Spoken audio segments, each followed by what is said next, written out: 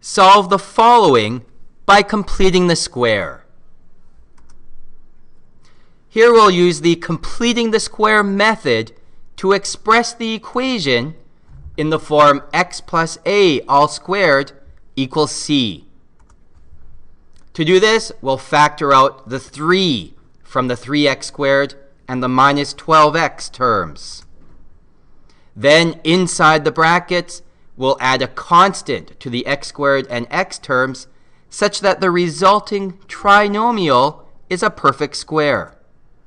To do this, we'll divide the coefficient of the x by 2 and then square the result. We'll rewrite the expression inside the brackets then as a perfect square. We will multiply the number added inside the brackets by the number that we had factored out, and then we'll add this result to the right side of the equation to get the value for c.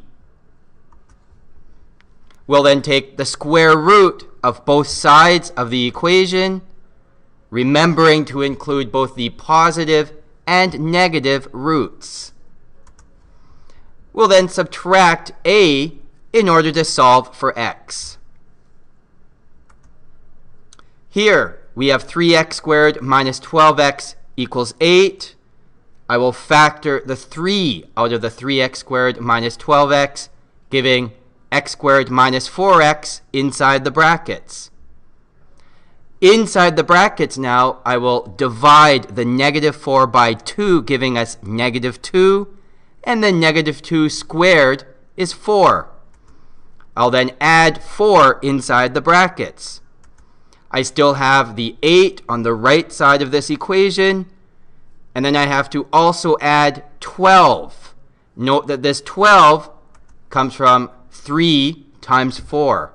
The 4 that we had added inside the brackets multiplied by the 3 that we had factored out. We can then write the x squared minus 4x plus 4 as a perfect square, x minus 2 all squared, and then adding 8 plus 12 gives 20 on the right side of this equation. I'll divide here both sides by 3. This cancels the 3 out on the left side of the equation, giving us x minus 2 all squared equals 20 over 3. I'll now take the square root of both sides.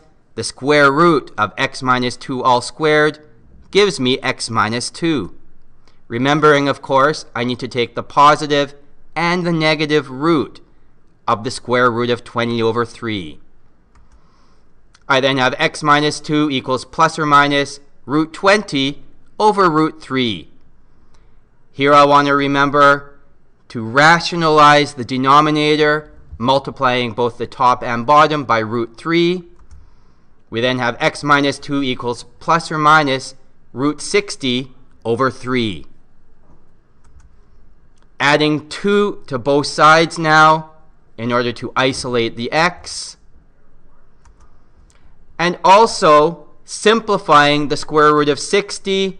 Note that the square root of 60 can be written as root 4 times root 15 or 2 root 15.